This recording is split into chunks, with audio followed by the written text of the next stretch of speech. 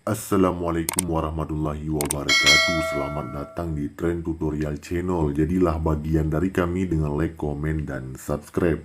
Tutorial kita pada kali ini seputar Facebook, tentang bagaimana cara keluar dari mode gratis di Facebook. Langsung saja kita buka aplikasi Facebook tersebut. Nah, bagi kawan-kawan yang memiliki masalah dengan kuota internet dan tidak memiliki kuota internet, biasanya akan dihubungkan dengan mode gratis, di mana pada mode gratis ini tidak dapat melihat foto, melainkan hanya bisa melihat beberapa teks saja.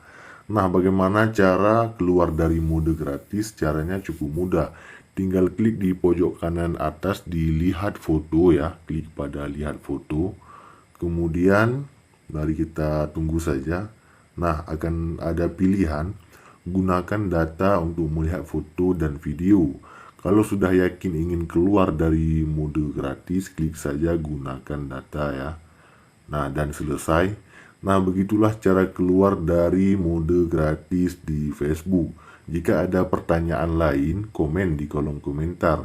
Demikian, sampai jumpa di video kami yang lainnya. Assalamualaikum warahmatullahi wabarakatuh.